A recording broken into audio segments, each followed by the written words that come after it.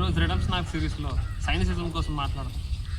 మీకు అర్థమయ్యేలా చెప్పాలంటే, ఒక మనిషి జీవితంలో ఒక 10 చేదు సంఘటనలు జరిగినట్లయితే ఆ తర్వాత నుంచి ఆ మనిషి ఈ ప్రపంచాన్ని, అతని చుట్టుపక్కల ఉండే మనుషులను వేరే విధంగా చూడటం మొదలుపెట్టింది. సైనిసిజం అనేది నేరో మైండెడ్నెస్ ఆ తర్వాత నెక్స్ట్ లెవెల్.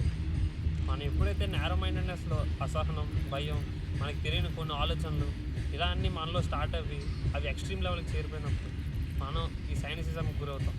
ఈ ప్రపంచం అంతా తప్పు, నాకు బాధలు కష్టాలు ఇవి మాత్రమే ఉంటాయి, నా జీవితంలో ఆనందం అనేది దొరకదు, ఇలాంటి ఆలోచనలు అన్నీ మీలో వస్తున్నట్టయితే మీరు సైనిసిజంకి రిలేట్ అవుతారు, మీరు సైనిసిజంకి ఎఫెక్ట్ అవుతున్నట్టే.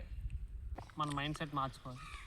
మన మైండ్ సెట్లో ఉండే కొన్ని భయాలు, ఇంటాలరెన్స్ అంటే అసహనం, ప్రతి లెవెల్లో మన మైండ్లో వచ్చే ఇలాంటి థాట్స్ అన్నట్లే మనం రెడ్యూస్ చేసి ర్యాషనలైజ్ చేసుకోగలిగితే మనకి సైనిసిజం నుంచి ఒక రిడమ్షన్ దొరికినట్టే.